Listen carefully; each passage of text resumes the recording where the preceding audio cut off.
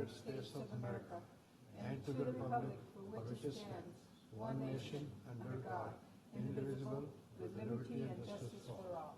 Thank you. Please be seated.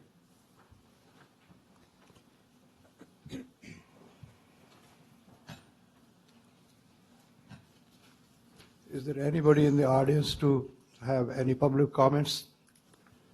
Any item that is not on the agenda, would like to speak right now? No one? Okay.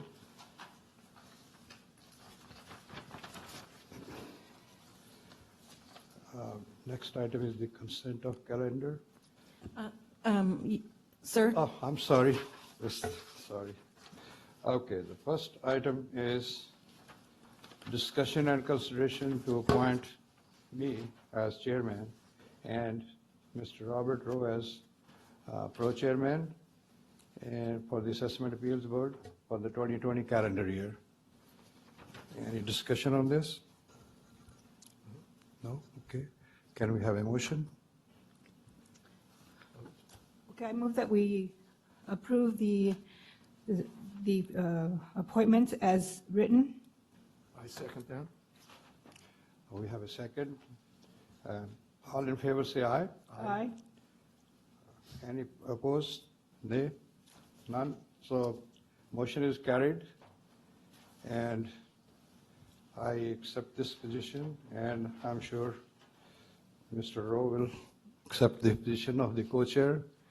I appreciate showing the faith in me and I will try my best to do the job and I hope I come above your expectations. With that, we have the consent of calendar and the approval of minutes. Do you have a motion? I move that we approve the consent calendar. I second. Okay. We have a second. Yes.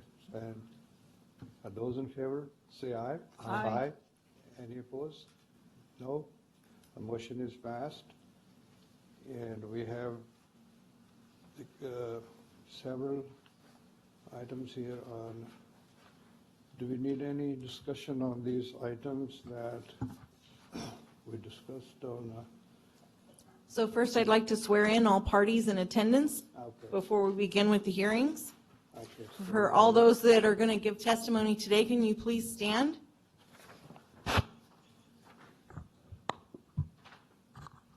Do you solemnly swear or affirm that the testimony you are about to give is the truth, the whole truth, and nothing but the truth, so help you God? Thank you. Thank you.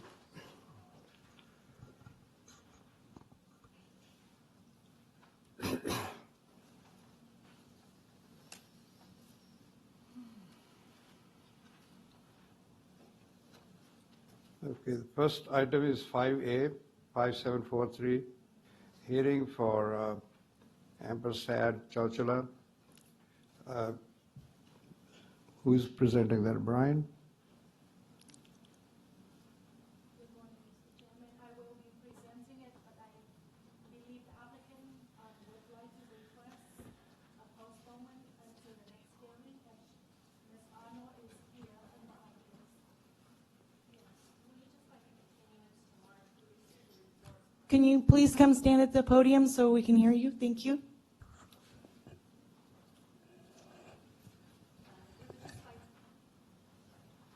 Okay, please state your name. My name is Tammy Arnold, Okay. and I'm representing Ampersand Chowchilla. Okay, We would just like a continuance to March. We just received the audit report at the very end of January and have corresponded with Mrs. Cooper, and I don't believe there was any discussion on her part in not allowing us the continuance so that we could get the information gathered for the board. so you did not receive the information on time, or what's the reason? We received the audit report on the 22nd, which, as I think Mrs. Cooper would indicate, there was a lot of assumptions made in our computation, which we had to clarify in our phone call on the 24th. And then we received a revised report, which was under a different method than we had normally done, or normally had discussed. And so we would like to, we responded back to that, but would like to have some time. She did not agree with our assessments, so we'd like to gather all the information so we could clarify that to the board in a very organized manner. Okay, so what's the staff's recommendation? We have been working together to try to come up to an agreement in value. A compromise has not been achieved, and the applicant appears to need more time, and I am not opposing to an extension. Okay, how much time is needed? I'm prepared to go to hearing today, but the applicant is the one who requests the continuance. Okay, would ma'am, just- how much time you need? It would just be to the next board meeting, I think it's just in March. Next meeting? Sarah, what's the next meeting? March 5th, I believe.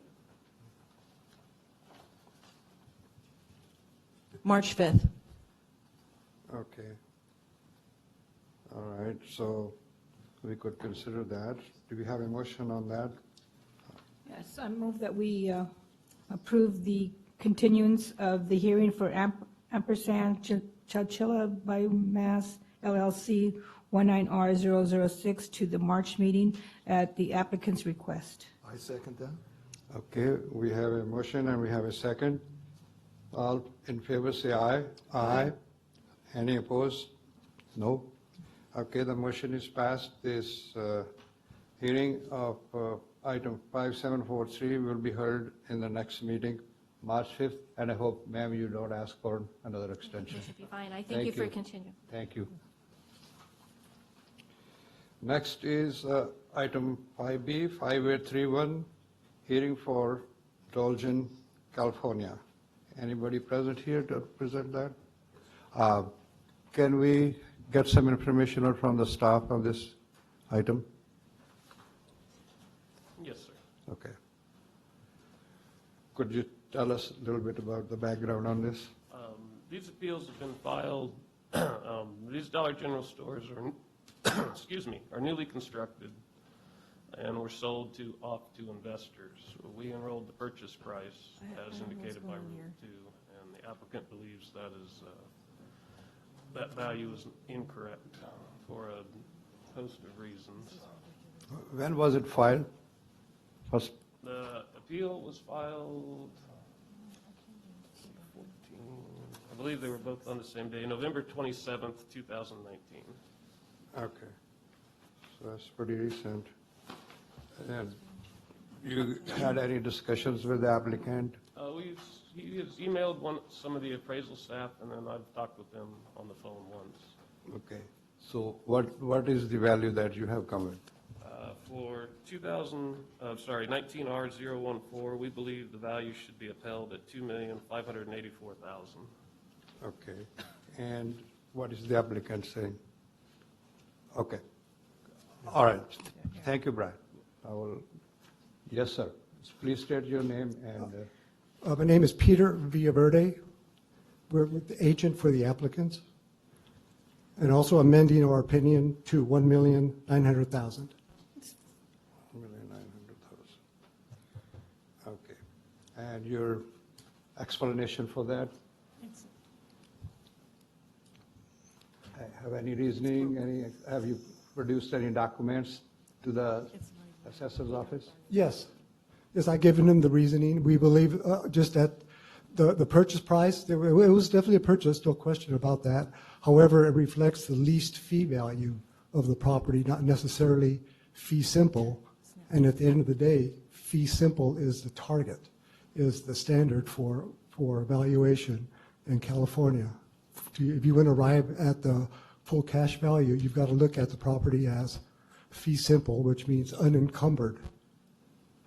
And we suggest that the purchase price reflects definitely the lease fee value. This property had above market lease when it was sold. That was which drove the higher the purchase price, higher than what's normally found in that marketplace.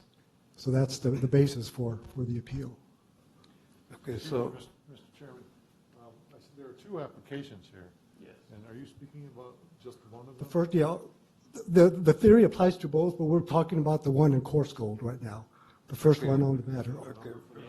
RO 14, I believe, 19 RO 14. That's 5B, okay. Yes, the issues are the same for both properties.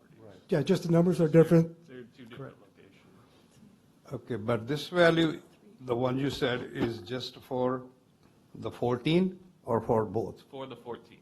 14. 14 only. Only, okay, let's talk about 14 only. So the value that the assessor has come to with is that's the, based on the purchase value? Yes, it was Okay, the property was purchased in 2018 for okay. So is there any reason that it should be less than the purchase value? we do not believe so. Okay. And what is your reason, sir, why it should be less than the purchase value? Well, the lease is, the purchase price is based on the lease. And the lease itself is above normal market, for one thing. The lease wasn't determined based on, I have a package here, I have some exhibits which would probably help Sure. you. Let's see it.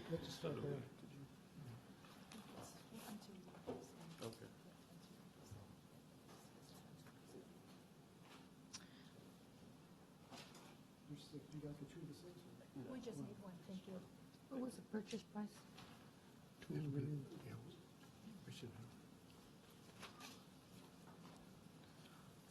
What was the purchase price again?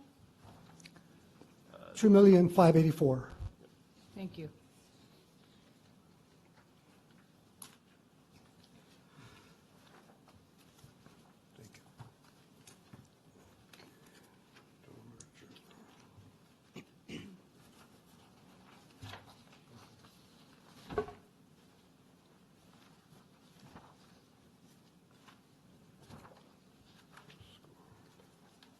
There's a separate table of contents. You can just pull to the side because I imagine it's a lot easier to hop around if you have quick reference of where the certain exhibits are.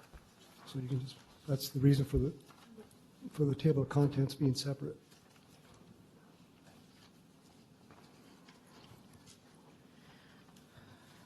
So you are the owner of the building and the Dollar General is the tenant? I am the applicant, I am the agent of the tenant for Dollar General. Tenants, okay. Yeah, they are responsible for all expenses, including the taxes. They own the building? No, They don't own the they building? do not own the building, they are the tenant. Okay. So is the tenant supposed to pay the property tax? Yes. Okay, I understand. So what you're saying is when you paid the price, you paid it over the market value? Well, the landlord, the investor paid over market value. Okay, there it That's is, how these are set up. correct. That's not the Okay. intention to be over market value, that's just what happens. Understand, right. So what is assessor's stand on that when the tenant does not agree with the landlord's price? Is there any I don't believe provision? anybody's disputing the actual lease price.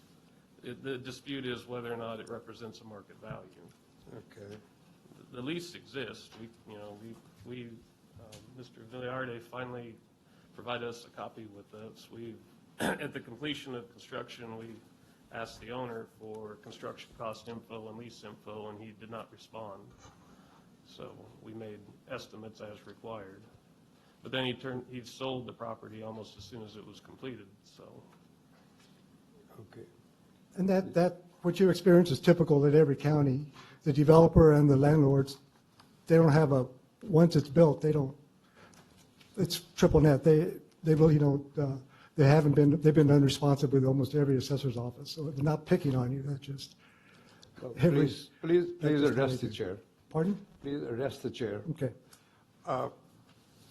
So do we, assessor's office, question to you, do we have last year's assessment, a year before this?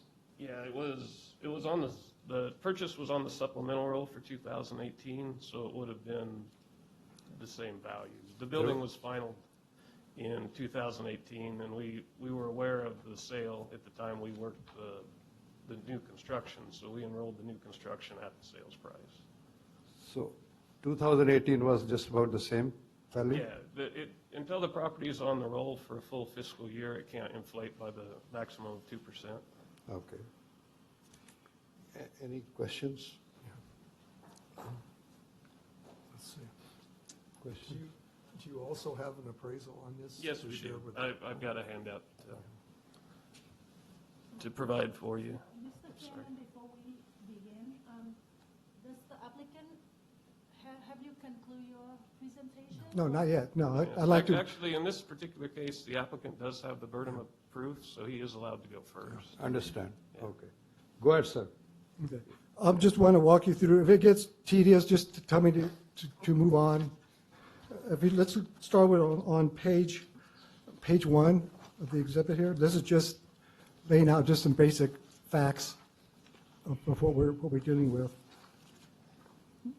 The date of value is August 15th, 2018. That's the date of enrollment. We're looking at again, we're trying to determine the fee simple interest. I contend that the purchase price reflects least fee, which is not the standard that we should adhere to. This property is in coarse gold. The current owner is Churon Winery, LLC. They are the investor. They bought it from the developer, who is Embry Asset Group.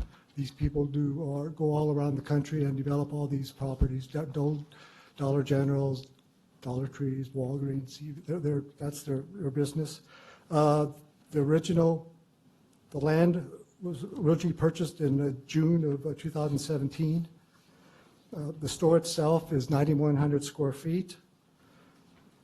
Now, the lease, this is a build-to-suit. It was executed August 4th of 2015.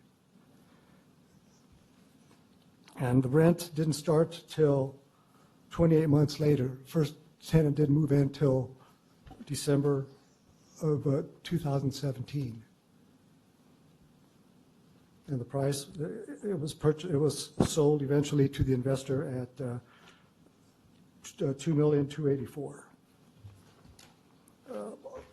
I'm depending on looking at the cost approach mostly for value, because the enrollment is so close to the finalization of new construction, and there's really not many sales and not many leases in this area, so we believe the cost is a good determiner for valuation.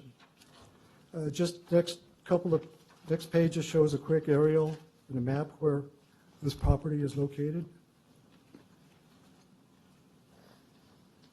We move on to page 3. It's just a little eyeball summary of the lease.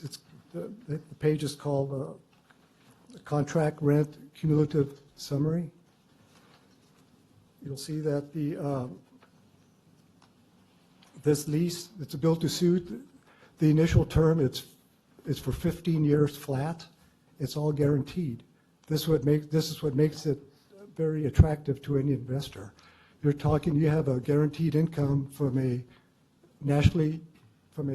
credit tenant, nationally publicly traded. This is a very good, solid investment.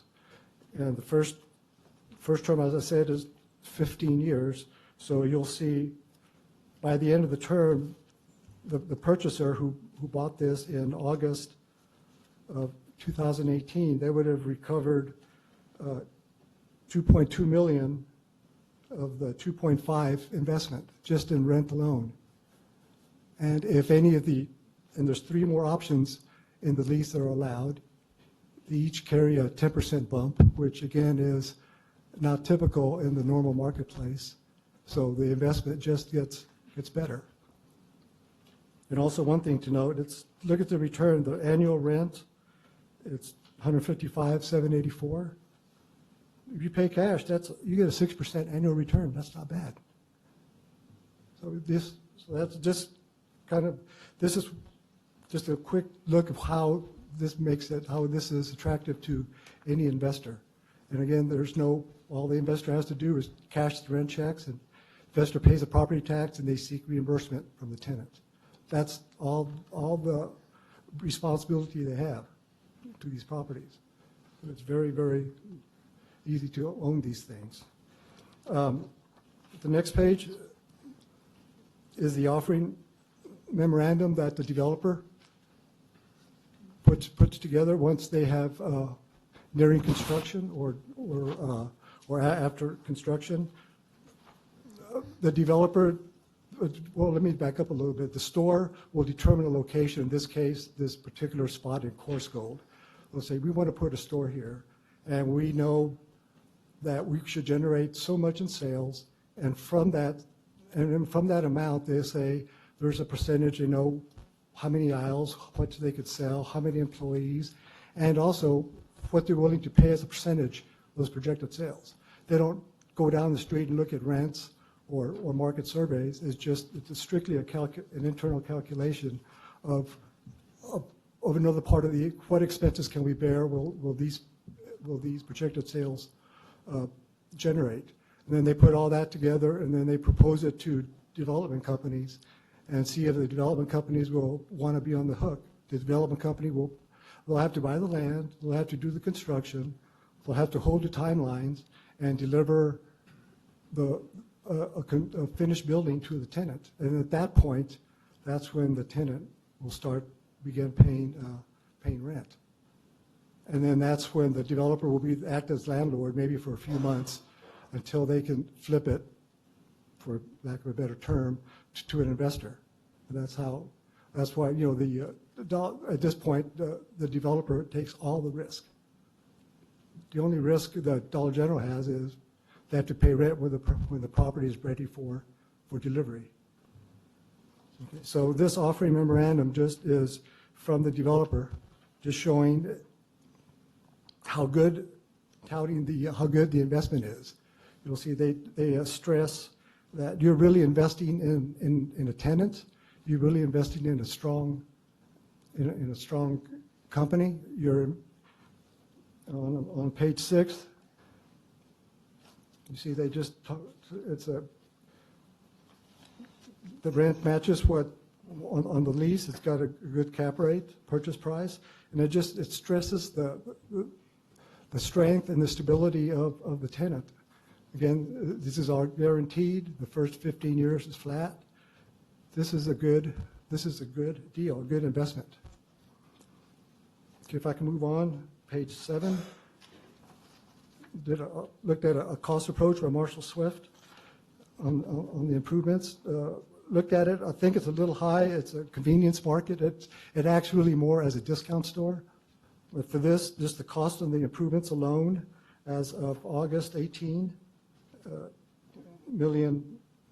say $1,270,000, which is about $140 a foot. On the next page, I just assumed the initial purchase of the land as the value of the land. The land was purchased at, I think, $6.87 a foot. It was 54,000 feet. The developer was required to dedicate about 10,000 feet to the county. So eventually, the plot itself is 47,000 square feet. However, I assumed $8.25 because it'll be we're assuming a finished lot ready for building. So with the land value at $8.25 a foot and the improvements at $1,270,000, just the bare cost approach, we're looking at $1,622,000. Now, if it's also typical that you're going to look at, if you're going to build a building, you're also going to expect a return. Entrepreneurial profit comes into play. I think we're estimated on the high side, looking at maybe a 15 to 20% return on this, which could be high, but just for this purposes, we'll say 15 to 20%.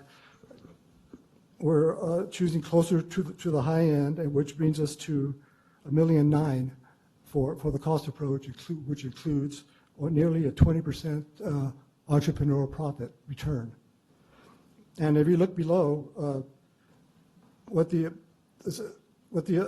enrolled is the entrepreneurial, you'll need an entrepreneurial profit somewhere between 55 and 60% to get to the current enrollment. That's excessive for downtown San Francisco, and it's excessive for Coors Gold.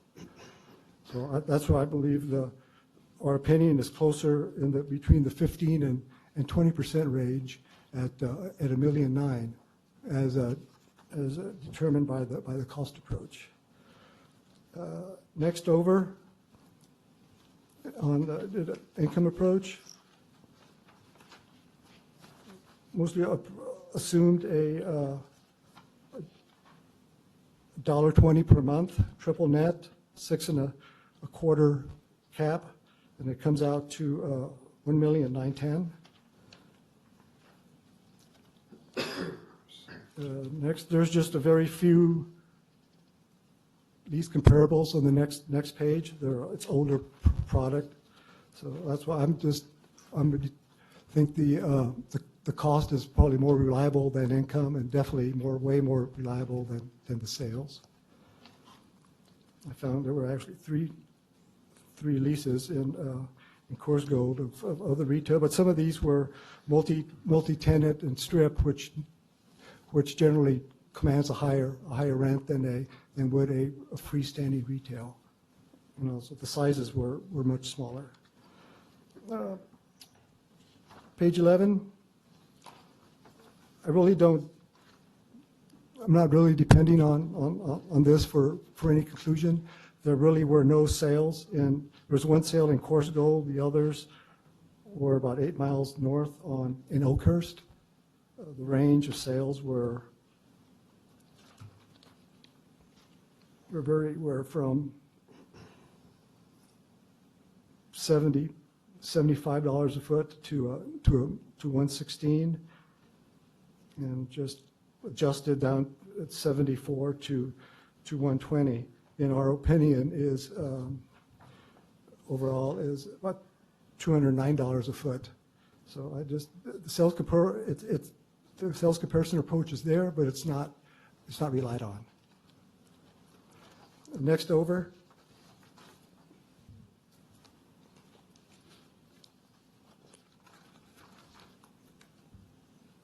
There's a few sections from assessors' handbooks and property tax rules that relate to exactly what's going on. The first one, it's a section from Assessor's Handbook 501, page 34.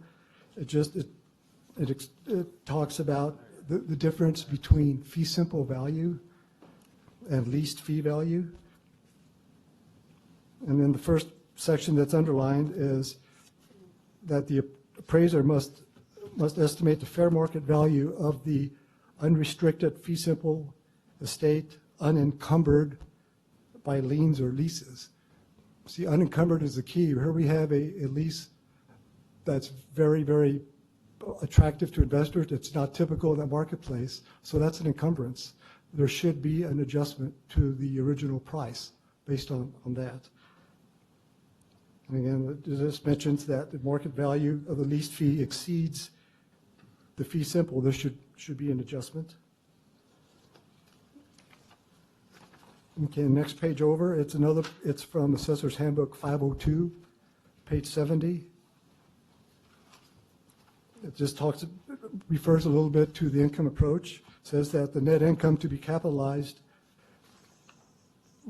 should be based on the non-encumbered value. So it should be adjusted whether the lease in place is in excess or short of market.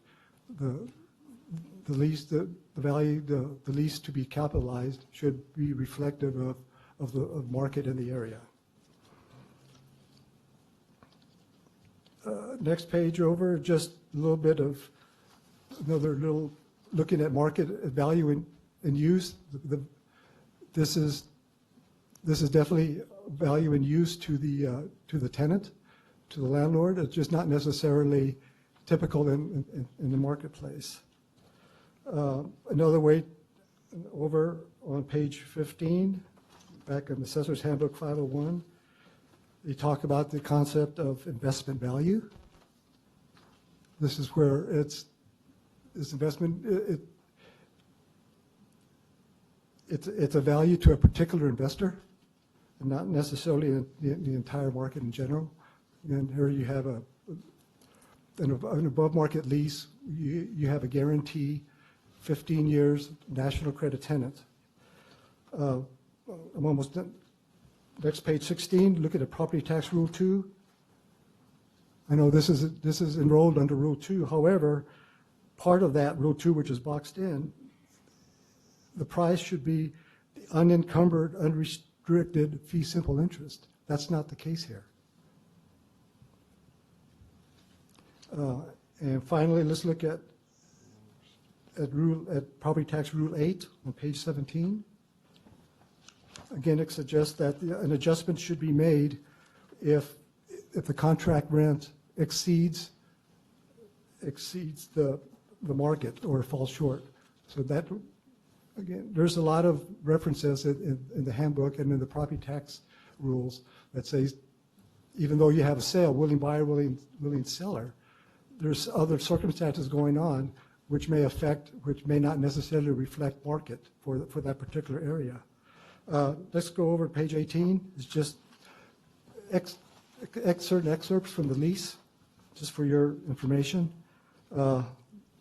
That's the lease was executed in August of 2015 between the developer, who is Embry Group, and Dollar General. See, next page over, it just identifies the size of the property, 9,100 feet. Next, page 20, there's a target delivery date, which they fell short of. But this is all.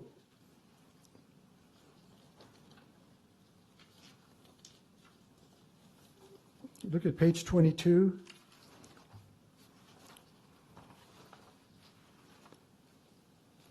It just sets forth the initial term of 15 years, and then and then the next section down, section 1.12, you have, it puts out, you have 3 option periods of 5 years each.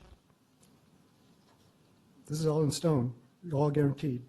The next page over is the rent. The initial rent is at $12,982, and it also sets forth the rent for each successive option period if they're elected. Again, each of those rents they're 10% bumps. That's not typical in this area. The next page over, it just says that the landlord will bear all the expenses for construction, which is the developer. Next, go over page 25. This is just, again, points to the attractiveness of this deal. This is a absolute triple net. Here, under maintenance, the landlord has no obligation as to maintenance. It's all on the tenant. Next one over, this is the guarantee, corporate guarantee. Again, you have a nationally traded company, good credit rating, and this will all but guarantee those payments for all these years. That's a pretty strong guarantee. Next page over, this is just the assumption from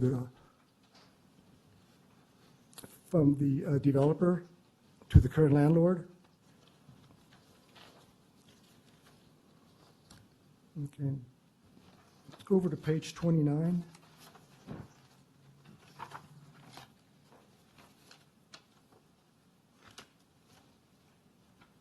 I know you've seen market reports before. This one is specifically, there's a market report out there specifically for the dollar store market around in California and around the country.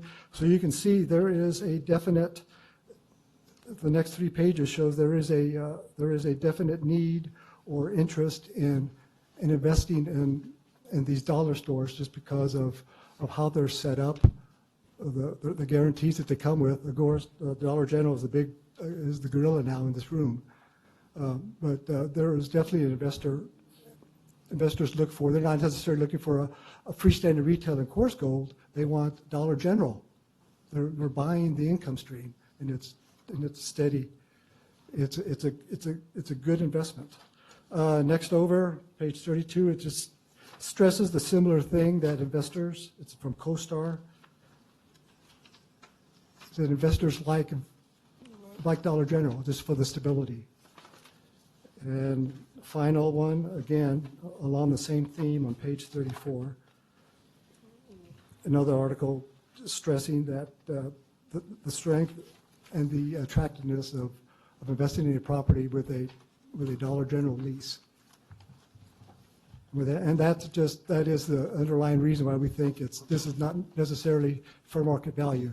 This is the least fee value, the purchase price. And that's why we think the full cash value should be closer to $1,900,000, not what is enrolled. Thank you. Thank you. Any questions for the applicant? Yes, Brian Glover with the Assessor's Office. I do have a few questions. Okay.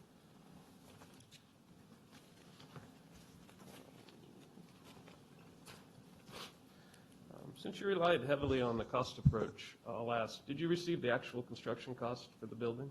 No, it did not. Yeah, we didn't either. We asked for it. The owner refused to give it to us.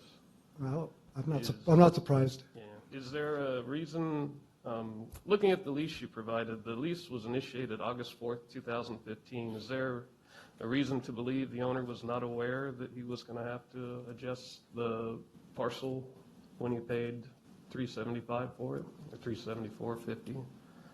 I'm not sure that, I believe the owner would have been aware of the needs, and yet he bought the property that he bought at the price he bought it for. I think you can assume that he knew he was going to have to give up some road right away to get this project done, and he still paid.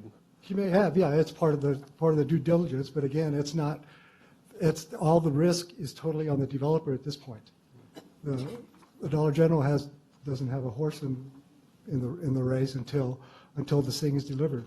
So right now we're talking about this is the developer has decided to take on the risk and do whatever it takes to get this thing delivered in order they can start receiving income and to sell it to an investor.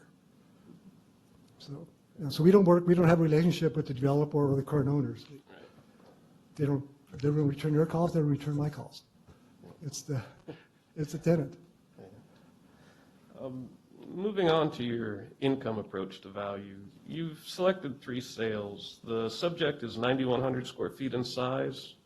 Your largest sale is 1,040 square feet in size. The next largest is 950. Talking about a lease or sale? Lease, comparable lease analysis. And your final sale is 900 feet in size. Do you believe Dollar General would be willing to occupy a store that's 1/10 the size that they usually occupy? No. However, there was nothing close to that size I could find on CoStar. There's plenty of sales of Dollar Generals, Family Dollars. But that's the same thing. They're all encumbered.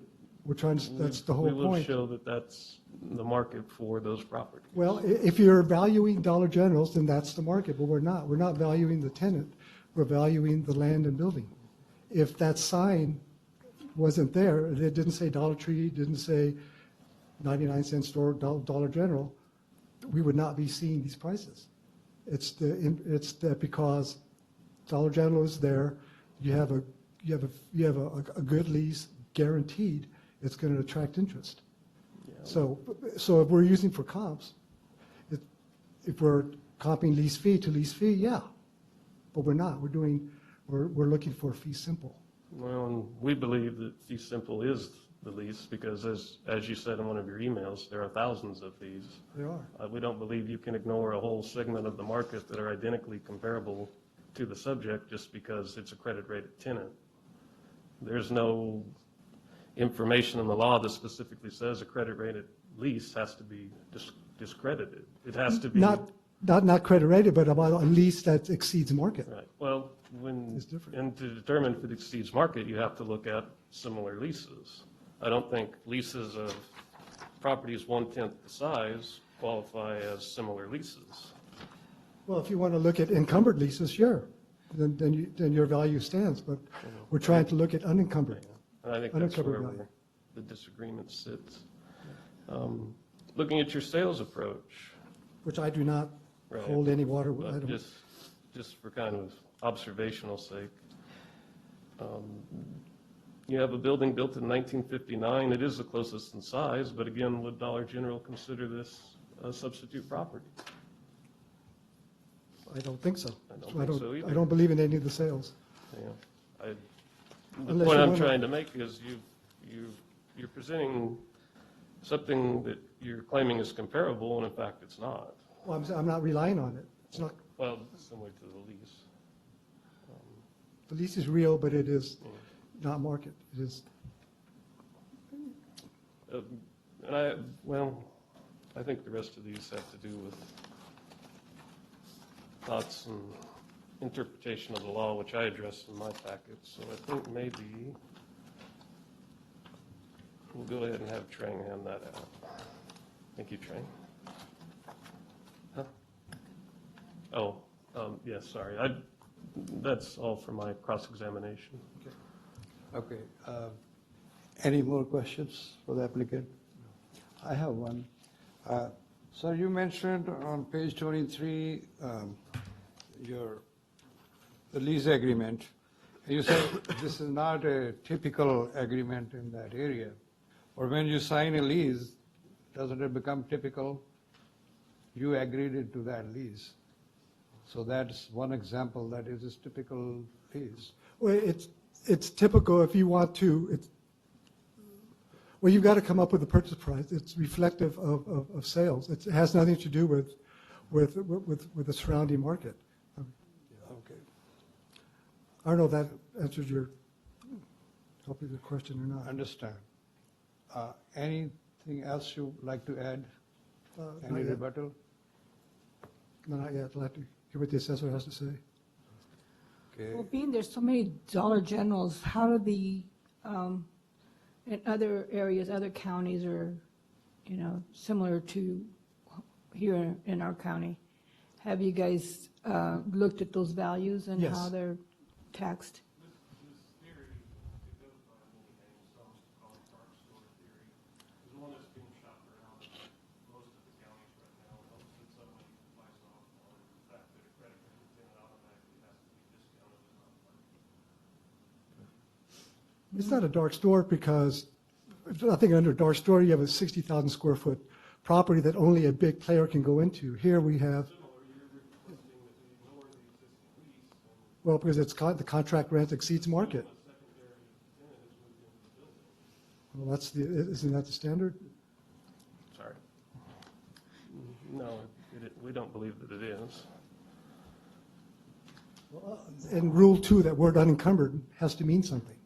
It does, and I will explain what exactly that means.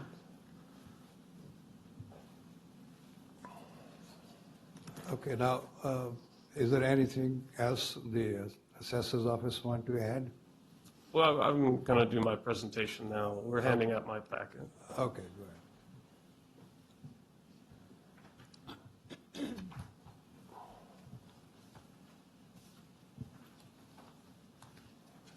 You may be seated, sir. After the presentation by the assessor's office, you will get a chance for rebuttal. Okay.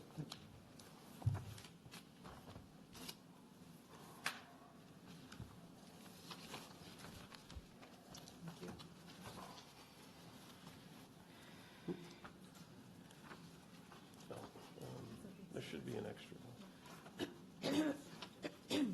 Sarah, can you give them a copy? Yeah, just a second. That's okay.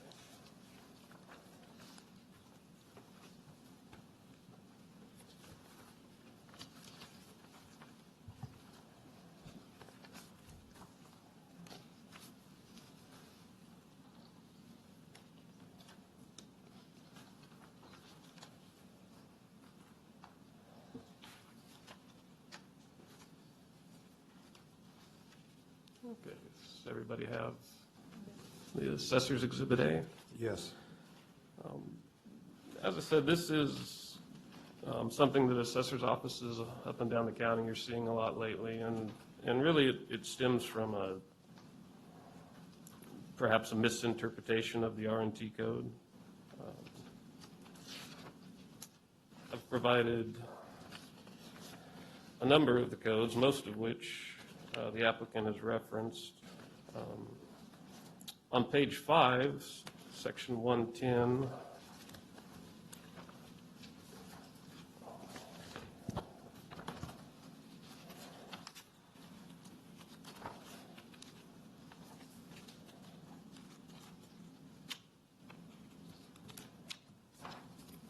states that, except as otherwise noted in section 110.1, full cash value or fair market value means the amount of cash or its equivalent that the property could bring if it is exposed for sale in the open market under conditions which neither the buyer nor the seller can take advantage of the other. Both the buyer and seller have knowledge of all the uses and purpose to which the property is adapted and for which it is capable of being used. 110B says in part, full cash value or fair market value is the purchase price paid in the transaction unless established by a preponderance of the evidence that real property would not have transferred for that purchase price in an open market transaction. The purchase price shall, however, rebuttably be presumed to be the full cash value if the terms of the transaction were negotiated at arm's length between a nullable transferor and a nullable transferee. Purchase price means the total consideration provided by the purchaser on the purchaser's behalf, valued in money, whether paid or otherwise. I believe Rule 2, Section B, says when valuing property described, the result of a change in ownership is defined, et cetera. It shall be rebuttably presumed again that the consideration valued in money, whether paid in money or otherwise, is the full cash value of the property. The presumption shall shift the burden of proving the value by the preponderance of the evidence to the party seeking to overcome that presumption. I don't believe that leases that are 1/10 of the size of the subject property and sales that are, decades older and again smaller meets that threshold.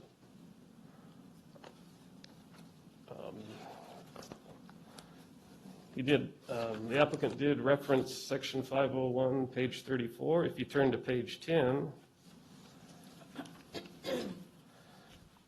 he left out the part that says, since law requires that an appraisal for property tax assessment purposes be based on the value of the unencumbered fee simple interest, an appraisal based on the sale price of the subject property or on sales prices of comparable properties, he left out the where contracts rent differ from current market rents must be adjusted. We believe there's ample market information showing that the contract rents and the sales price is in fact market.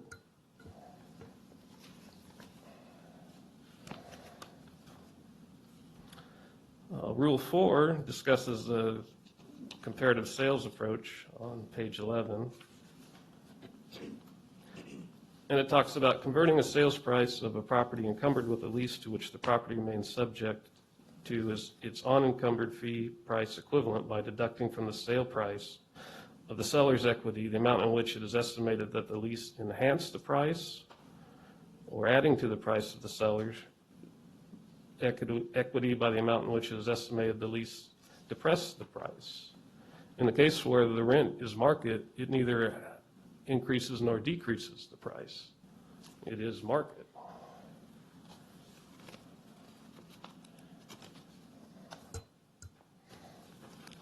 And the applicant also referenced Rule 8, the income approach to value, Section D, that says valuing property encumbered by a lease, the net income to be capitalized is the amount of money the property would yield were it not so encumbered. But he skipped over Section E, which says recently derived income and recently negotiated rents or royalties plus any taxes paid on the property by the lessee of the subject property and comparable properties should be used in estimating the future income if, in the opinion of the appraiser, they are reasonably indicative of the income the property will produce in its highest and best use. Again, assuming a lease that is, 20 to 30% less than the actual lease does not meet the highest and best use definition. The highest and best use is the use that is currently in place.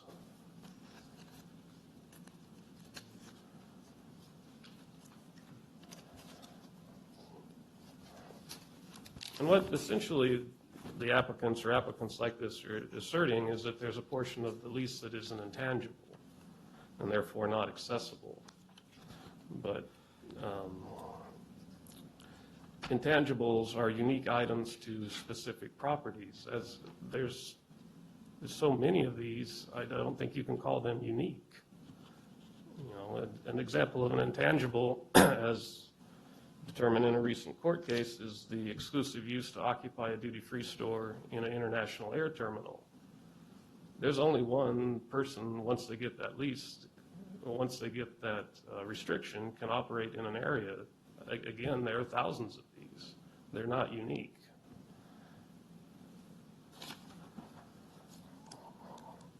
And then on page 15, I've also provided Rule 321, which lays out the burden of proof and the presumption that the assessor has properly performed his or her duties. Yes? 15, sorry. So 15, I believe. It's 14 in ours. Oh, I'm sorry. I highlighted the sections in the next appraisal. Sorry. So that would be section or page 14. You're correct.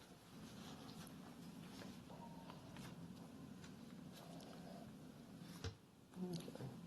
So again, and I don't think either party's. I've supplied the grant deed where the applicant has purchased the land. I don't think either party is contesting that the applicant purchased the land for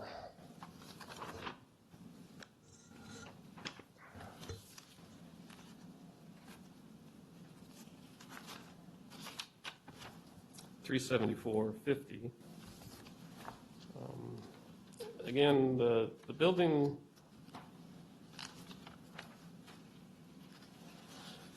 The permit was pulled for the building in May of 2017. And on this particular one, we did not get final information from the building department in a timely manner, but we had noticed the building was open, so we assumed an effective final date of May 1st, 2018.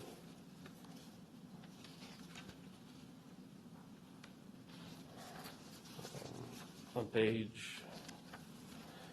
22 through 24 are just some plans that we received from engineering. Page 26 is our discounted cash flow that we did when the building was finalized. Again, we reached out to Dollar General and asking for leases and cost information, and they failed to provide it to us. Working with what we had, we came up with a value of $2,260,000. And on page 30, we have a selection of lease comps and sales, which, again, there are multiple and plenty of similar properties to this, this facility, and they all rent for about, plus or minus the same amount. They're all about the same size. They're all built in about the same time frame. So therefore, they actually meet the theory of substitution that's required for a comparable.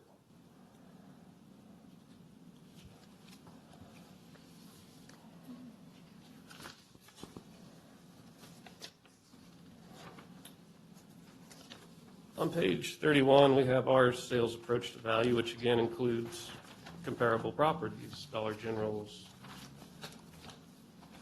Dollar Trees, Family Dollars, again, like properties.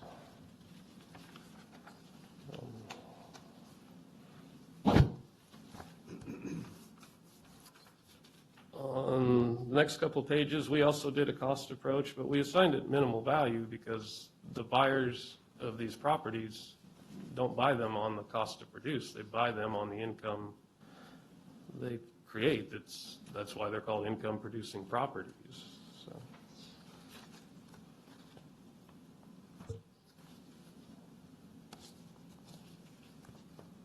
And And then we have the following grant deed where it transferred from Dollar General Course Gold to the now current owner, the Churon Winery, at an indicated price of $2,584,000. And then we have another set of income and sales approaches to justify the purchase price, again, using comparable properties.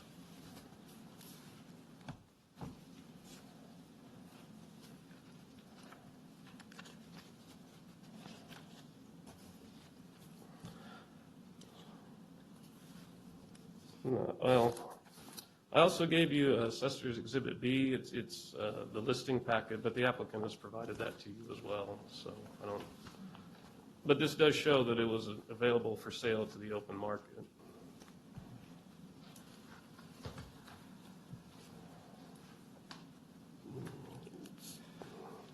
So I guess in closing, I would say that there is no legal requirement to ignore a lease in place or assume a property is vacant.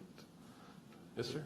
I have a question, but basically you're saying that a Dollar General store sitting there with a 30-year lease will sell for the same as a identical store leased to a local tenant? Well, I don't know that there's any tenants that need a store like that. I know, but I mean theoretically. Yeah, we believe it would because, you know, what, They don't consider the lease. right? We believe the leases, like I said, there's ample examples of these. They all lease for about the same amount, so presumably. All big Dollar General stores? And Dollar Generals and Family Dollars, I believe. And aren't we looking at the store sitting there in the typical market with a typical tenant in that, as unencumbered? Right, but I think the typical market and typical tenant is, you know, a credit-rated tenant. Okay. I'm not sure, I mean, if there were comparable properties like that, I'm sure the applicant would have provided them in his comparables, his comparable rents, his comparable sales. Thank you. Any other question for Assessor's Office? No, he answered my question. Okay, all right. No questions, then the applicant will give a chance, we will get a chance for rebuttal.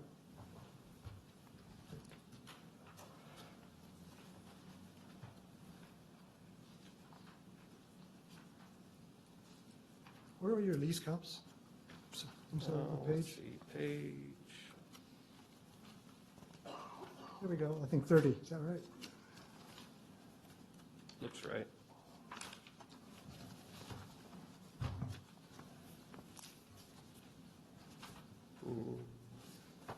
Yeah, Every single one of those leases are for dollar stores. They're all Dollar Generals, there's one Family Dollar in Fresno. Did you look for others, other non? Excuse me, please address the chair. Your question, address the chair. The assessor lists several, 8 or 9 leases as comps, but they're all Dollar Generals. One is a Family Dollar. How come he did not look for comps with other type of tenants? well, again, I think we're looking for similar buildings, and these are the tenants for those buildings. These are not special use properties. They're just, every one of them, they're all just retail rectangles.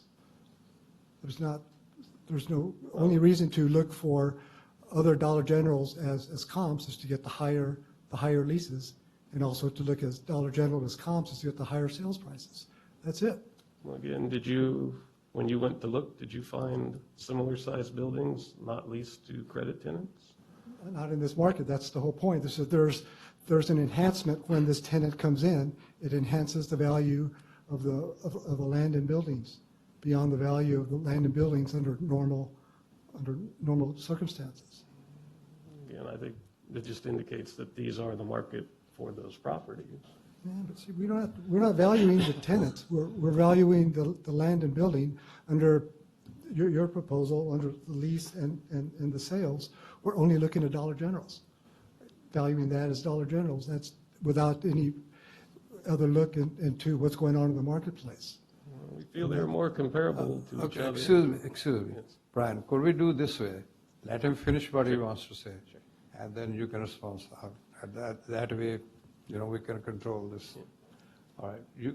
Sir, you want to add anything else? Yeah, just it's the same, I believe, with the assessor sales and leases. It's all Dollar Generals. It's the whole point of us being here is those leases are encumbered. They're built by developers and they're flipped at a rate where the developer thinks they can make money. The developer takes all the risk. So there's going to be a good return. On the cost approach, you saw a good, there's a healthy return. There's a difference between the cost of these properties and what they're enrolled at.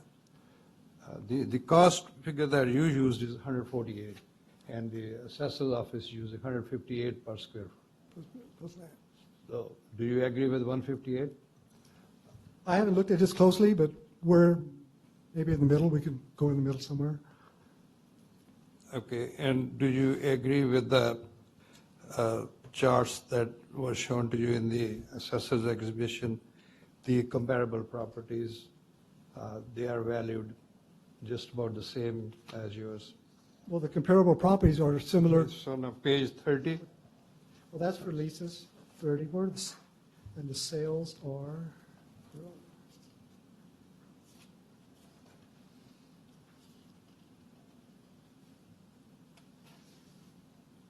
If you look at the values on page 30, But they're all on page 30. They're all the values on the leases are. It's all Dollar Generals, so that's all. They're all above. I believe they're all above market, and I think but if you compare, yours is the lowest probably out of all these. Those are all Dollar General stores. Yeah, they're all Dollar General. In your purchase value is pretty recent. It's not that old that it needs a renewal, that's what I believe. I do have a question. Are Yes, all sir. of your sales Dollar General or sales too there? Because you have, I'm not sure, Pacheco Boulevard, I'm not sure where,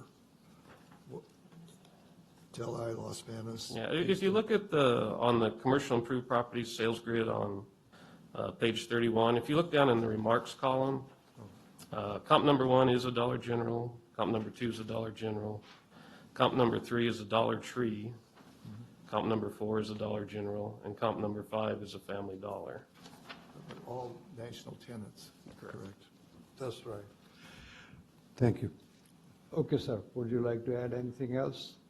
Yeah, the assessor only used these national tenants as his comps, which is exactly the point we're trying to make, is that they bring an enhancement, and call it an encumbrance to the value.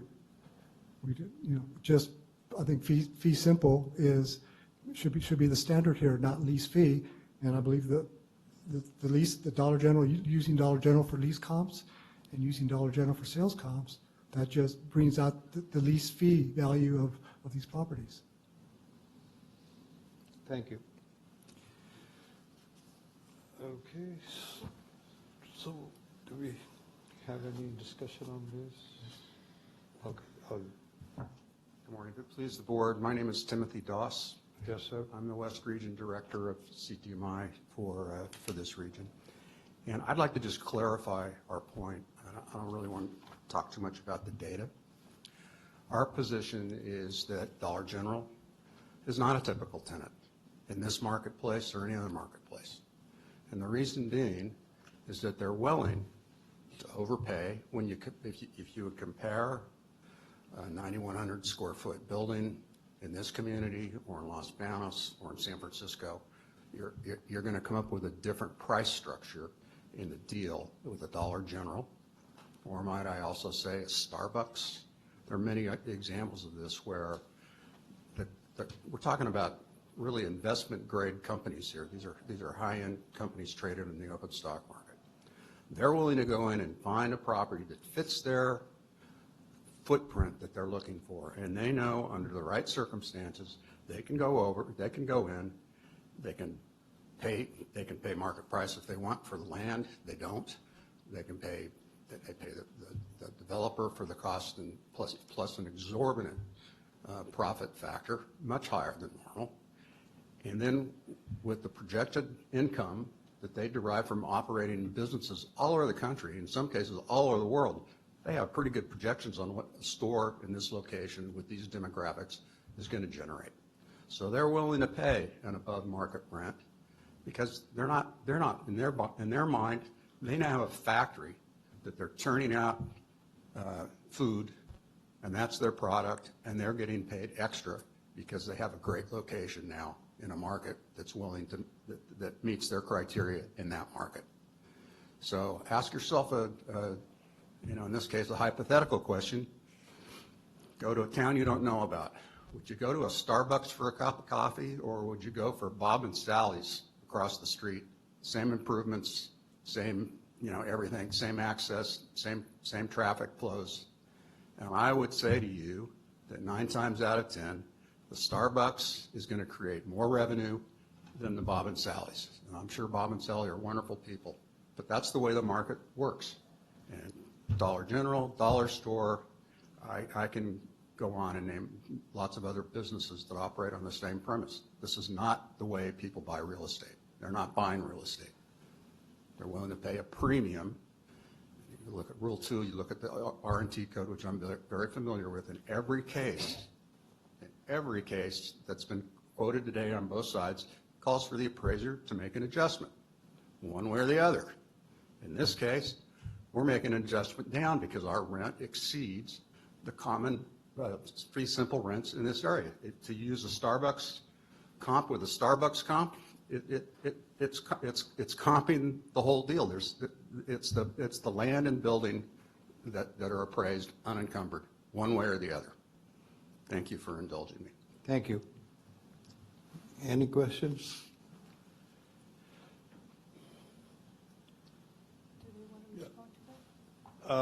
Yeah, assessor response?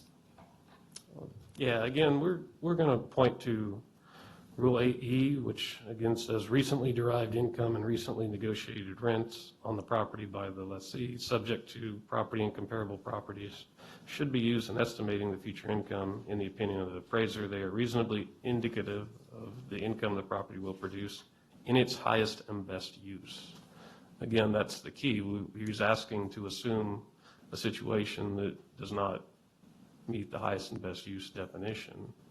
Again, we don't believe that leases of buildings 1/10 the size of the subject are applicable leases either. I mean, they don't fit the theory of substitution. Dollar General cannot cram itself into a spot 1/10 the size. So. Thank you. Anything you'd Yeah, like just to quick, add? if I wanted to, had to use these leases, but that's what you had in the area. If I wanted to find something similar, I'd have to go 30, 40 miles out. That doesn't make sense. And then, I just wanted to find what was going on in the local market. Okay, thank you. Any questions? Any questions? I just find it hard to try to compare something with the size of the lot to the building nearby. It just wasn't comparing on what you showed. I do have a question for the assessors. Yes, sir. Yes, sir, go ahead. Do investors pay a premium for a strong national tenant over a local tenant, typically on the same building with the same long-term lease and everything?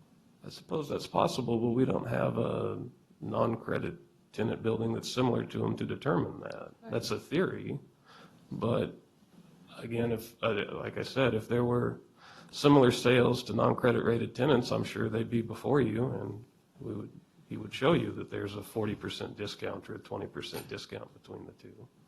But I think without actual data, it's a supposition at best. Were there no sales of similar-sized stores in Madera County that you could perhaps look at?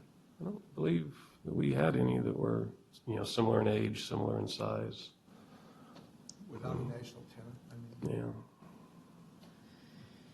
Yeah, those are pretty unique cells. But we do have a lot of Dollar General in Madera County. Yes, Is we it do. comparable to, is this typical value? yeah, you're looking at the leases, though. Okay.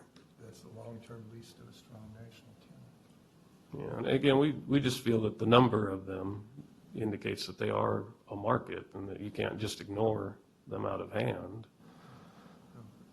They're a strong market, that's for sure. And we welcome them here. Yeah, I was going to say, but that building sitting there, though, you think would sell for the same thing without a strong national tenant? Is that what you're Well, saying? I don't think we have a comparable that will show that it wouldn't. Again, it's a theory, and I think there's some merit to it, but without actual data, Just potential investment pool is so much bigger out there for a strong national tenant as compared to a local tenant. So what's your opinion to continue the matter or? No, I think we've got everything. I don't have any more questions. Okay. No, Thank you, sir. Thank you. Okay. Can we entertain a motion? We'll take Take a break. under consideration, under yeah. consideration. Yeah, All we'll right. take- Okay, let's I make a move that we take that matter under consideration. second. I second. Okay, all in favor, say aye. Aye. Okay, we'll take this matter into consideration and let you know the findings. Thank you. Okay, moving on. did you want to include 15 in that also? The issues are the Oh, same. I don't yeah. know that we need to rehash this again, but I agree. Got another one. Oh, yeah, I forgot we have another one, too. We're back. Yes, it yes, is. they're two separate properties. One is located on I didn't Country know Club. that they were going to present this. Yeah, Okay. One is located on Country Club Drive, and the other one is off of 41 up in All right, Forest let's continue on to this item 5C now, 5832. I think if the applicant's amenable, I'd be willing to rest on the testimony I gave in the prior. Okay. Okay, so the applicant, Yeah, well, I need to pass out this package. The opinion on the appeal is 1,455,000. We're amending to 1,630,000. This is 218. If this is a little bit higher per square foot, just because it's in Madera, and probably higher, there's a higher value just in this larger area. Other than that, you have your table of contents. The present, of course, the lease comps. I don't rely on the sales either. The cost is there with the entrepreneurial profit. Everything else is, the numbers are different, the location's different, but the underlying theory is the same. okay, understand. Then- If it pleases the board, I'll give you the packet I created for this. Go ahead. This appeal, but again, Yes, I'm Brian, go amenable ahead. to not rehashing the. They're going to give us both their share of items.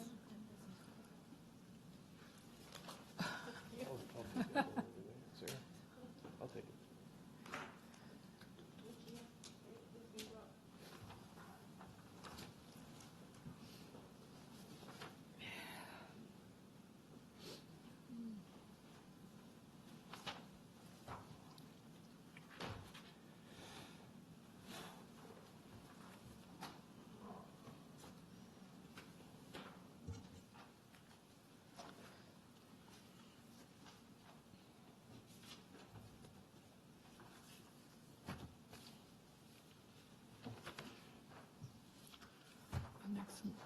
The next one we're talking about is right here. Did you get this one? It's my understanding that the parties are willing to submit this item 5C based on the arguments made for 5B, Yes. Correct, with no further argument. correct. The issues are the Further argument same. for an exhibits. Yes. Yeah.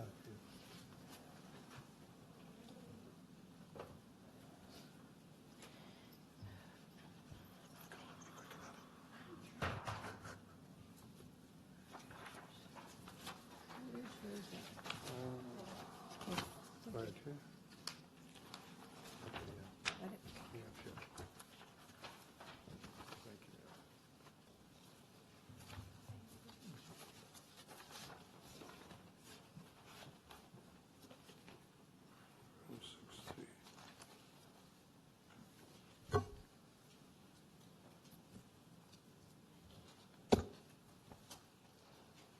Okay, Brian, go ahead.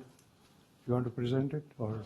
I think the applicant and I have both agreed that we'll rest on the arguments we made in the previous hearing. I don't know that you want No, to go that's through fine. that again, and I'm not sure That's that, fine, we'll go along with that, that's fine. Let's have a motion.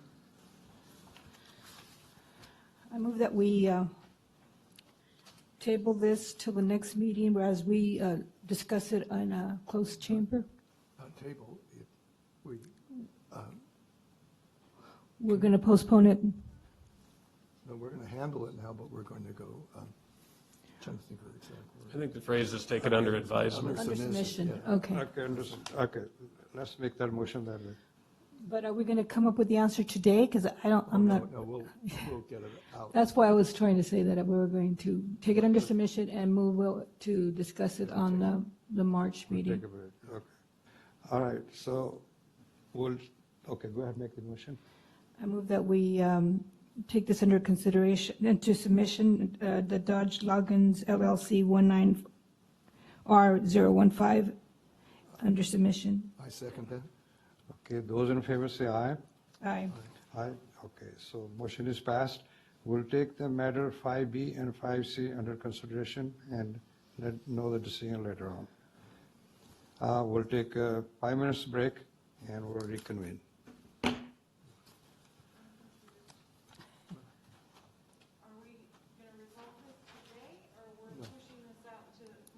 No, we're just going to, we're going to take care of it today, but not now. The members think we can talk about it and then come back and then, That's where I wanted to make sure. yes. So we're going to answer it today. Is that what you're saying? No, we're going to We'll see what we decide. consider it. We're going to go in there and, See if we can come to a conclusion. If not, then we'll postpone it. not postpone it, Or, we'll handle it one way or another today. yes, whatever the decision is. Okay. Okay. We'll be back. Thank you. Just a question of order. Is this going to be, if you're taking the combined cases and submission, will we be notified at a later date, or are we to wait here today? We'll let you know. At a later date, yeah, we're not going to, yeah. So we're adjourned and free to go back? Yes, to our regular government. and thank you for showing up. Thank you. Yeah, Thank you. Thank you. Very much. The clerk will send out a notice of the ruling, right? Okay.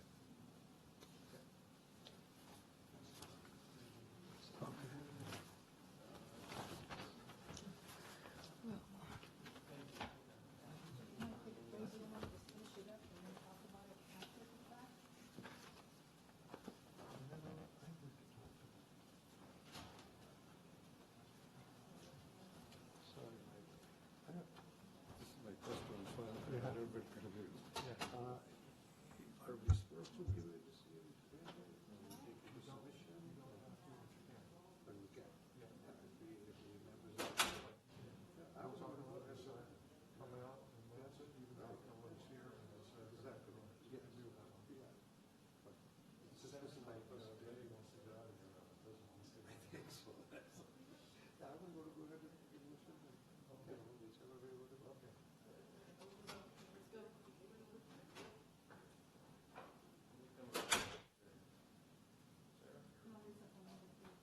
I'm confused. I'm just going with it. I hope so. They better, because we still have other things to do, right?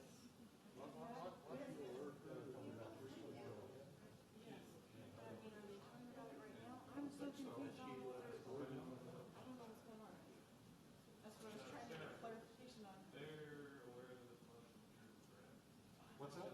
Yeah, that's why I'm confused, because normally, What's that? yes, they're all aware that they've withdrawn, but they haven't acted, so that's where I'm confused. Yeah, there's still more to do on the agenda, I think they're taking a 5-minute break, that's what they said. and then they're gonna come back and Yes. finish the I mean, agenda. instead of break. That's my understanding. We're gonna go find out right now.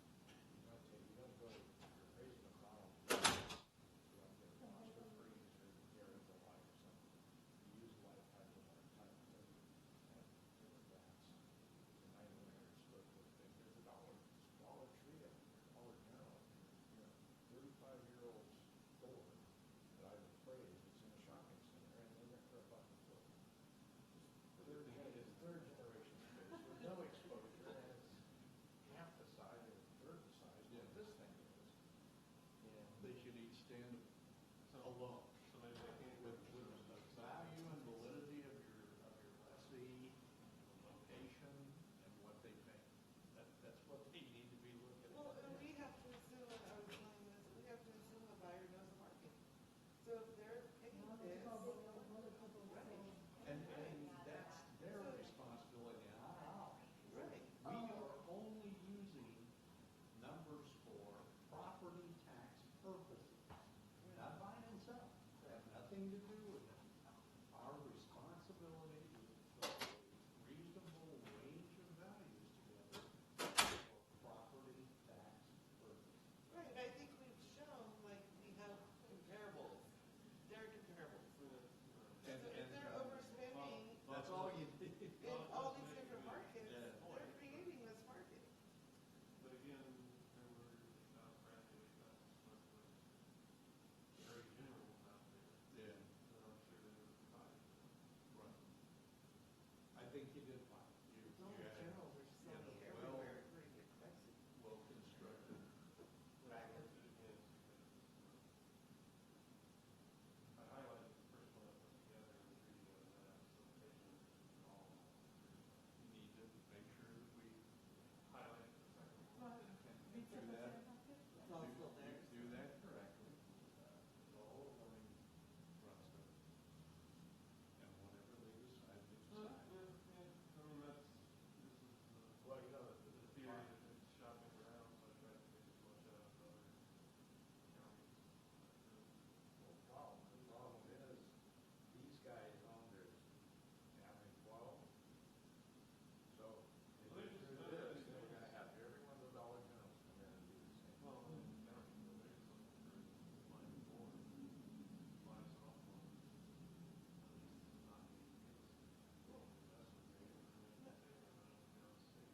That's the other thing, they should know the market, this is the price that they're spending, so, you know, you have to take into account the lease. I think you get more than a 50-50 chance that they'll find it. I mean, they compared them overnight, they said. Yeah. Last time we talked to them was 5. And they raised it to 1.9, so it's half a They million. go right down. What was their purchase price? 280, 280, 254. What about the, what about Portugal, the? and the other one was 2.3, 20. Yeah, 265. The other thing is, just generous, not real property, is development. Once the property sells, you can make an assumption that when they sold, based on their original cost that they sent us, the Montreal profit after the sale was 47% of each one of those two. And he pointed out himself in his emails that they established, they select a location, they establish Smith and it presented to the developer as well.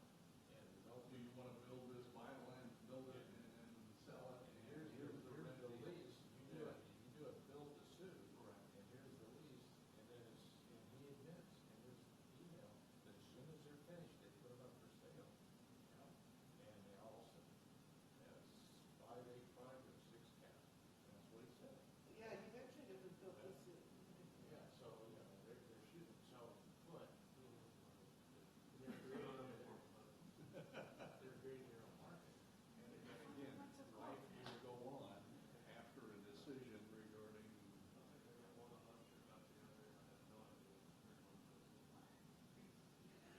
Yeah, yeah. Well, I thought your presentation was I thought well it was. laid out. Yes. Especially compared to this. And then back. This isn't a big deal, it really isn't. Trying to fall short over pushing around. It's not always hard to see. As long as you can find everything there.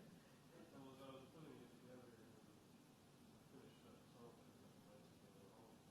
And my printer just picked up the little highlighter, so I was sure I shoot out the first one. So the first one, the second one. Organizational skills, that's where you need to look. presentation was fine.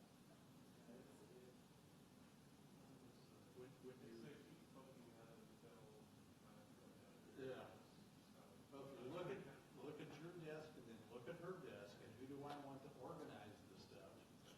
That resides here, who does a great job of presentation and combating and overcoming, you did a great job.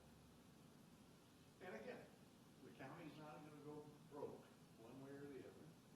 It's a good argument. I don't like to set a precedent that he can take and run to Merced and Fresno and up and down the state and try to get everybody else to change. But it is what it is. If we don't do it, trust me, they're gonna challenge it until somebody goes to sleep or falls down or makes bad decisions. Well, luckily the code is there, purchase prices seem to be market. Well, that's what I agreed to, so. That's what you paid. And they're a national. You know? If you didn't think this is what it was worth, They then you did to be shouldn't that have done national it. retailer by making bad. I had a similar thing with Taco Bell, Yeah.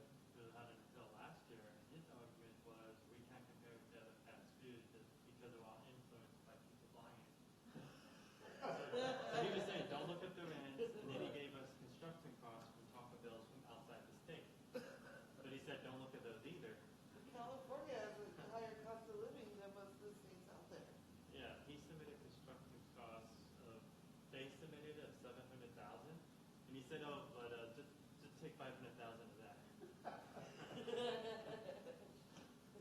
Oh, my But this agent was out of Vancouver, so I knew he wasn't going to fly all the way here. No.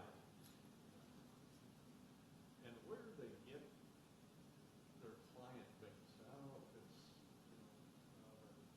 list and they just, and pick them like that, or if there's real reasoning behind who they think they can turn around and size of the county, history, or what perpetuates these agents to choose those clients and not. Yeah, like, I don't know, are they, do they just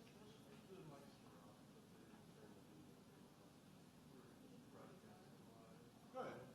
That's fine. It is We gave what it it out. is.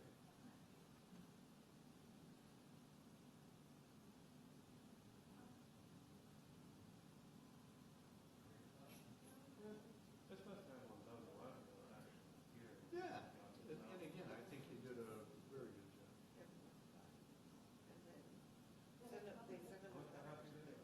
What are you Oh, hoping to there's, see? they did the appraisal, instead of like, It should be. I'm ready to jump all over. That's just me. I I don't drove know. by a new one yesterday, coming back, well, it was a new Dollar General in Huron. I was kind of afraid if you started talking about pizzas. Yeah. Bother what? Pizzas,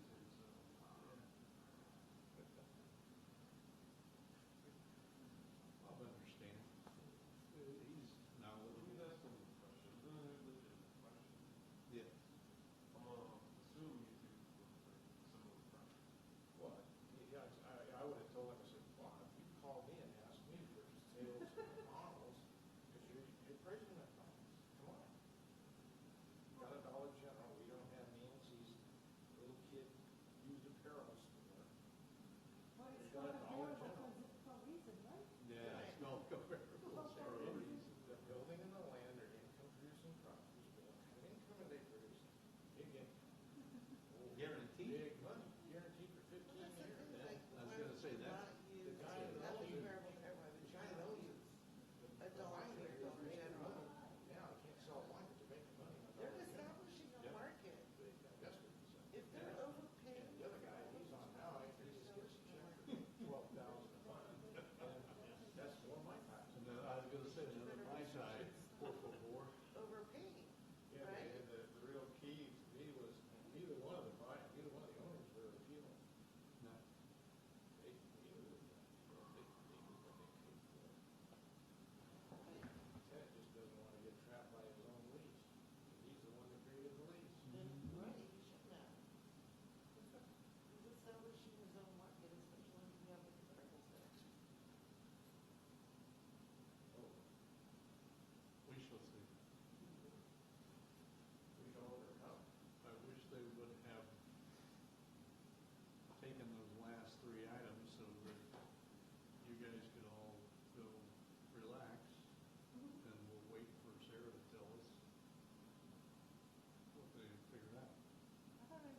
again, Yeah. that was pretty open. Well, again, we kind of need a little refresh, hit the button. I'm afraid we've been doing that too long. Doing what? Just different things.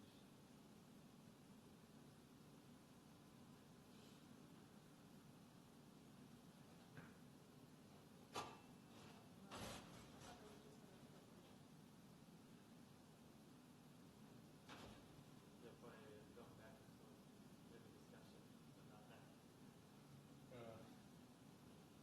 That's surprised they said it was on this.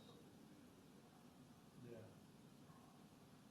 But how strong will that be was, you need two votes. That's how I did it. Do they usually defend the city? Fresh in your mind, I would want to make sure you had all the information. But again, what's going to change next week or the week after? Well, that's in the past, they used to take them all out, right? To decide. Well, no, that it took them so long to decide, it took them so long to get us back to the decide. Yeah. With Sarah sitting in there, though, I would hope that maybe she's going to draft a letter to go back to the They used to, applicants. the extensive delay for the time before that. No, no reason for Clerk it. before finalized, No reason. and then even longer before we got it.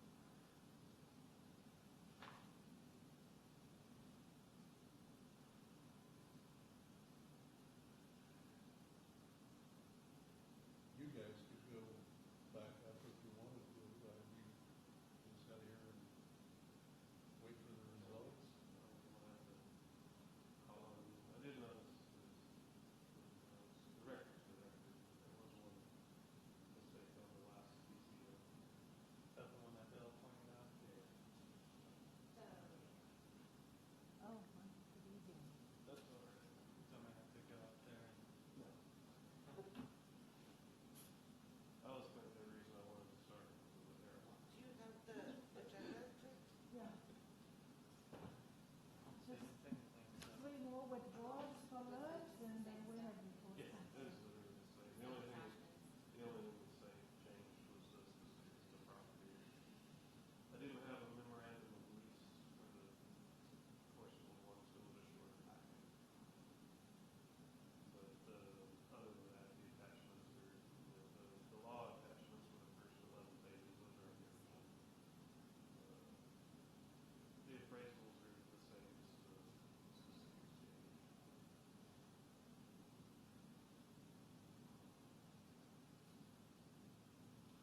Try to sort of put it on a production level. I like the way you guys put that binder together, but I was afraid they were going to do what they did, and not take them both at the same time.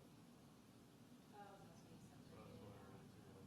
I would rather they take them both at the same time, but we tried to get them to do that with a set of stipulations. So they're indulgent?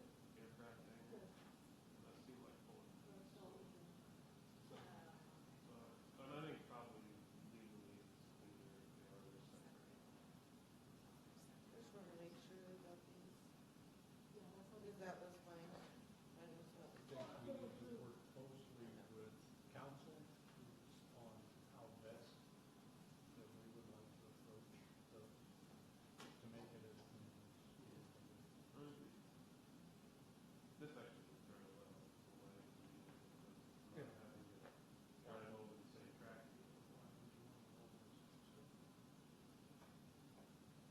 Using the packet with the property specific differences.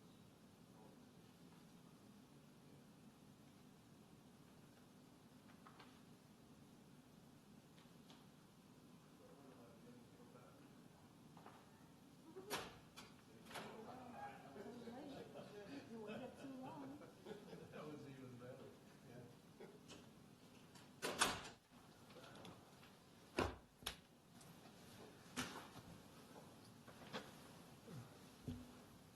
They seemed a lot, they were right behind us.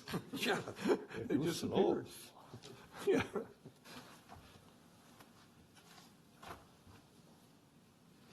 Maybe someone's giving free beer somewhere. At Dollar General?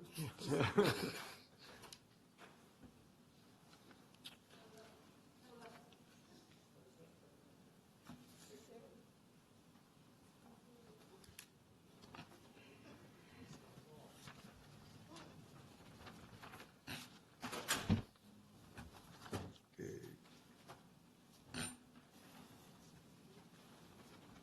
Sarah, are we ready? Okay. She's the important. Ready? Okay. All right. Assessment Appeals Board meeting comes back to order. After discussion on item 5B and 5C, we have come to a conclusion. Can we have a motion on that? Yeah, I make a motion that we approve the value of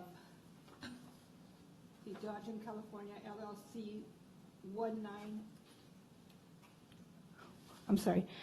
the Dodgen California LLC 19R014, the value to be $1,632,500. That's 15.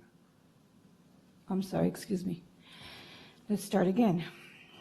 Item B, 5831, hearing of the Dodgen California LLC 19R014 to, we stipulated the value to be $2,050,000.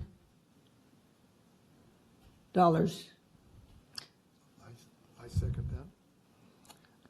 Okay, we have a second. Those in favor say aye. Aye. Motion passes. So we conclude the value for this item 5B to be $2,050,000. Next item 5C. Do we have a motion on that? Yes, I have a motion that we move the value to that 19R015 to be the value of $1,632,500. Do you have a second? I second that. Okay, those in favor say aye. Aye. Motion passes. We have value for item 5C, 19R05 as $1,632,500.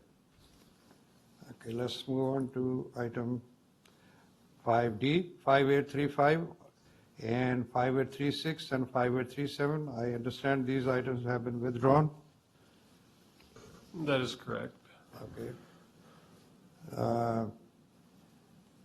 Are we in understanding with the value, or they want a rehearing? Why the item? We had contacted the applicant's agent numerous times. They failed to return our calls and emails, and then they called on Monday and stated that they were trying to get their client to file a withdrawal. And apparently that was received by the clerk's office yesterday. So when that is withdrawn, that means the assessor's value stands? Correct. Okay, all right, thank you. Let's see, we have a motion on these three items. I move that we accept or note the withdrawal on items number 5835, 5836, and 5837. Okay, do we have a second? I second.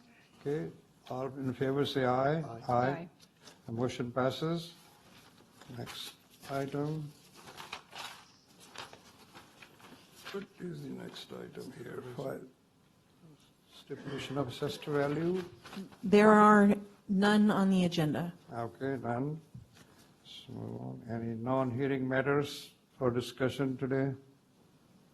I would like to just bring to your attention that on April 2nd, there will, Constellation Brands will be forthcoming along with the assessor's office to provide an update on the appeals, and so your board can decide how we're going to move forward. Okay, Brian, you have any comments on that Constellation? No, we're looking forward to meeting with them in April to see how best to proceed. So the negotiations are still going with them, or they want to have a hearing? I think they're ongoing, but I suspect that we may wind up at hearing. We'd like to start scheduling the hearings, and so we're going to give that update, and hopefully between the 3 meetings of minds, we can come to some dates that are agreeable to all parties. Okay. So the plan is to come to the board on that date? April Constellation Brands will be here on April 2nd. And there'll either be some kind of a resolution or an agreement as to what kind of schedule they want to place? That's the plan as I understand it. That's the plan, yes. Are they contesting, or they agreeing, or where are we? They're contesting? That's an old one. So, yeah, I know. But are we going to have a regular hearing then? No, I believe this is just what amounts to a scheduling conference. Scheduling conference. Okay, all right, thank you. Any other thing? If none, can we have a motion to adjourn? I move that we adjourn. We have, Soon, okay, sorry. sorry, the assessor's office would like to do a quick briefing on the number of appeals that you have left for the year. Oh, sure. So we have 12 left that are scheduled for March and May, including the one from today that has been rescheduled. That unfortunately does not include the Canandaigua appeals, but we've got down to a manageable number that we should be able to finish up in the next 2 months. Okay, good. So does that mean we're off after that? Depending on your schedule with Constellation Brands. Yeah. Well, bring some more, keep us busy. No, we don't want those. All right, let's have a motion to adjourn.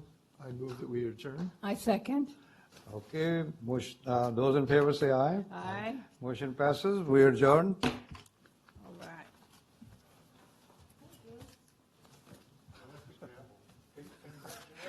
Thank you, sir. Thank you very much. I'm trying. All this time I've been here, I never had a hearing. And first time. Yes. Yeah. First day come and there's hearing.